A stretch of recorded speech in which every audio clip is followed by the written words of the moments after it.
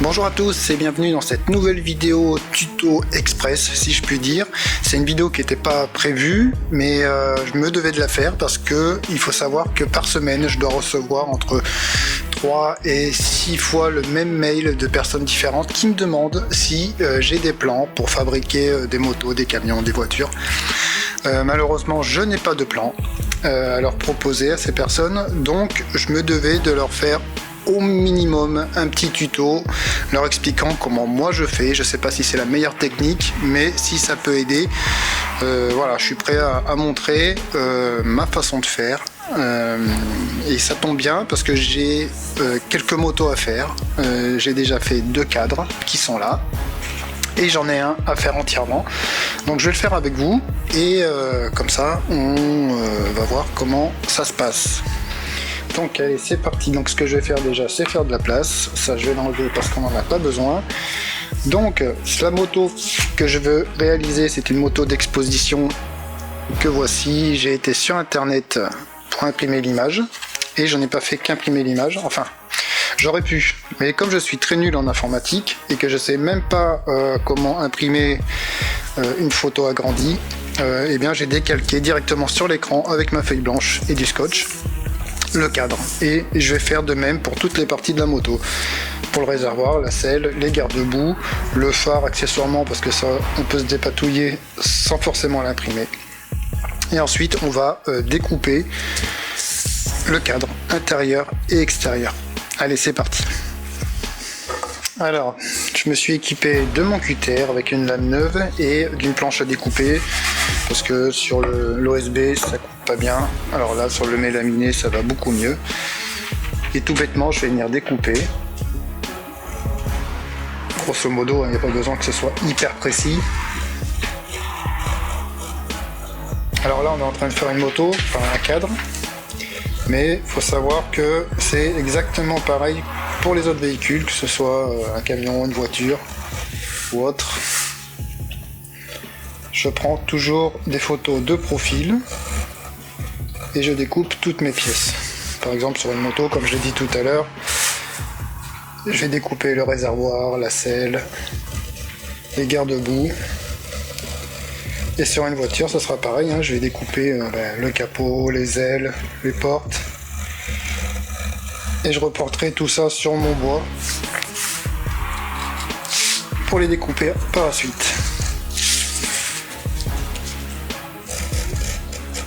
Donc voilà, là on a découpé l'extérieur, ça on en a plus besoin, on va découper l'intérieur. Alors attention à vos doigts, équipez-vous bien de vos gants. L'accident est vite arrivé.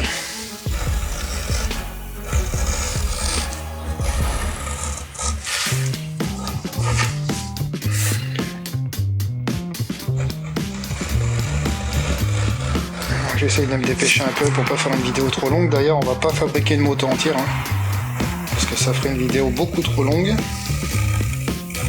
On va au moins faire le cadre. Et pour le reste de la moto, ce sera pareil pour toutes les pièces. Hop, voilà, ça c'est fait. On a notre cadre et là, on va aller le reporter sur le bois. Allez, c'est parti. Donc au niveau du bois, moi je prends ce genre de bois que je récupère sur les fins de chantier. L'épaisseur elle est parfaite pour les passages de roues pour des motos d'à peu près 30 cm. Et je vais venir poser mon pochoir dessus. Je le mets bien à ras ici, ça évitera une découpe. Voilà. Et tout simplement je vais venir tracer le contour. Alors c'est un peu casse-pied parce que ça a tendance à bouger. On peut toujours le coincer avec du scotch, hein. Bon, moi je le fais pas. C'est pas hyper précis, c'est pas bien grave. On rattrapera de toute façon avec la scie ou avec la ponceuse. Pour l'instant, la précision, c'est pas notre problème. Voilà, c'est vraiment histoire de reporter le cadre sur le bois. Voilà, ça bouge, hein. Mais c'est pas grave. Hop.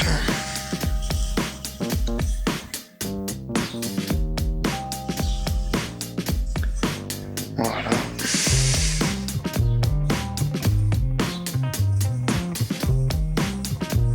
l'extérieur est fait, on va ensuite faire l'intérieur. Je suis désolé, hein, je crois que vous voyez pas très bien avec mes bras. J'aurais peut-être pas dû mettre la caméra ici, mais j'ai pas un grand atelier. C'est pas évident. Mais je vous montrerai le résultat à la fin. De toute façon, vous avez compris le principe. Voilà. Alors vous noterez que le cadre est plus épais que sur la photo. C'est voulu. C'est parce que par la suite, ce cadre, on va devoir l'arrondir un peu. Et pour arrondir, il faut de la matière en plus. Sinon, ça serait trop fin et trop cassant. Voilà. Alors j'ai rapproché ça de la caméra. J'espère qu'on voit bien. Donc maintenant je vais le découper à la scie à ruban, l'extérieur. Alors on peut le faire à la scie sauteuse aussi. L'intérieur on le découpera, enfin moi je vais le découper à la scie à chantourner. Je le fais pas à la scie sauteuse parce que ça m'est déjà arrivé de casser les cadres. C'est un peu trop bourrin à mon goût. Alors, je préfère perdre du temps à la scie à chantourner. C'est plus long mais au moins c'est plus sûr. Allez, c'est parti.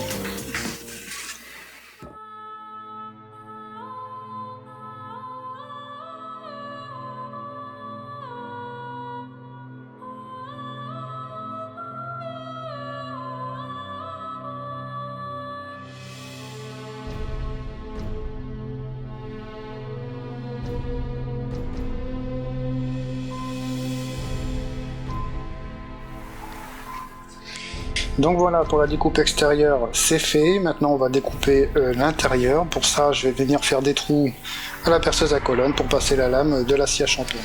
Bon, allez, c'est parti. Alors là, je vais faire des trous un peu partout à l'intérieur du cadre pour passer la lame de la scie à chantourner.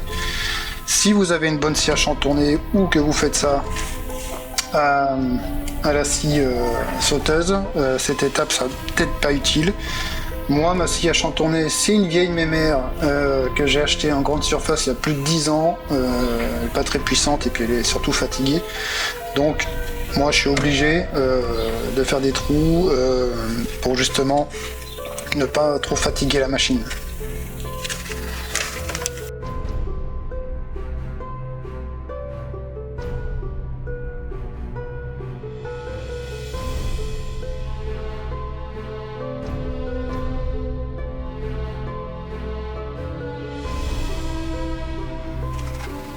Donc là, je vais pas filmer toute la scène parce que ça met un certain temps, c'est une vieille machine comme je l'ai dit.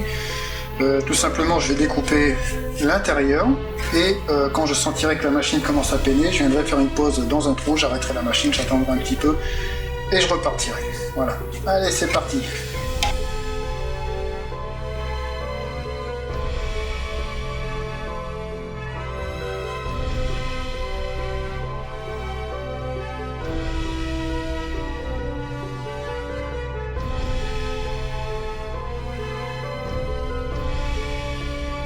Une fois que c'est fait, voilà ce que ça donne.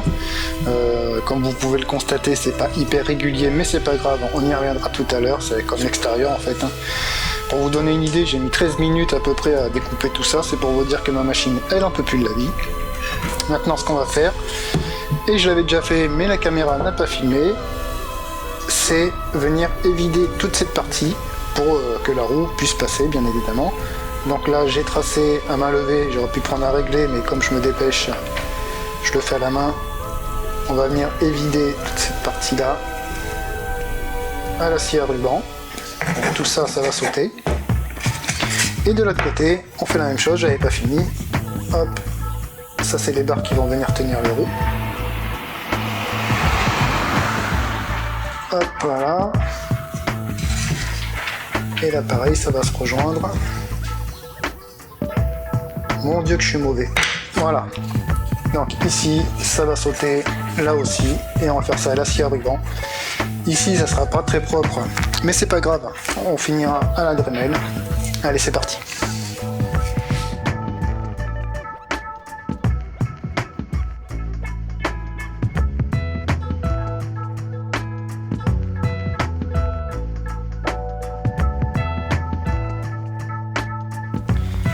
Donc voilà, ben, au final, on va même pas avoir besoin de passer un coup de Dremel parce que je me suis pas trop mal débrouillé. Maintenant, on va faire le trou de l'axe de la fourche. Donc pour ça, un de plus simple, on vise le milieu, on va faire une petite croix. Voilà, c'est l'endroit où on va percer. Et pour l'inclinaison de la fourche, voilà, après c'est à vous de voir selon la moto que vous voulez faire. Allez, c'est parti.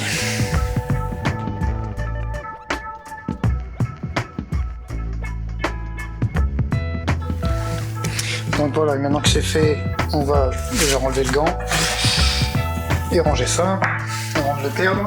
Hop. Et maintenant on va donner sa forme finale à ce cadre. Donc en général, moi ce que je fais, c'est que je repère à peu près le milieu. J'espère qu'on voit bien. Bon, là je fais du à peu près. Et comme je sais que je vais rattraper à la ponceuse à bande, parce que j'ai l'habitude. Voilà. Et ensuite, on choisit l'endroit où on veut affiner le cadre. Moi, en général, je fais comme ça.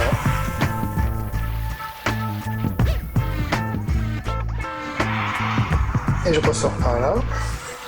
Là, je fais à peu près pareil de ce côté. Bon, je dis bien à peu près, parce que le dessin et moi, ça fait 2.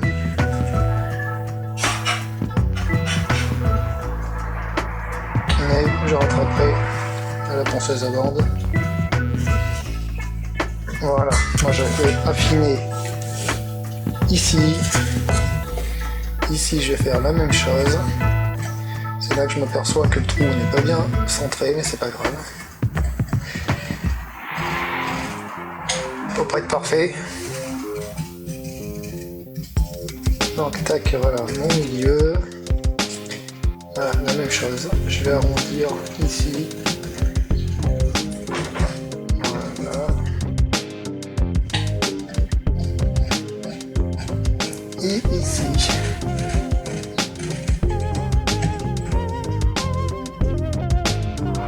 Voilà. Je ferai peut-être ici, mais ça je verrai plus tard, ça dépend. Ça dépend. Ouais, je le ferai peut-être pas, je sais pas. On verra. Allez, maintenant c'est direction ponceuse à bande et on va enlever de la matière.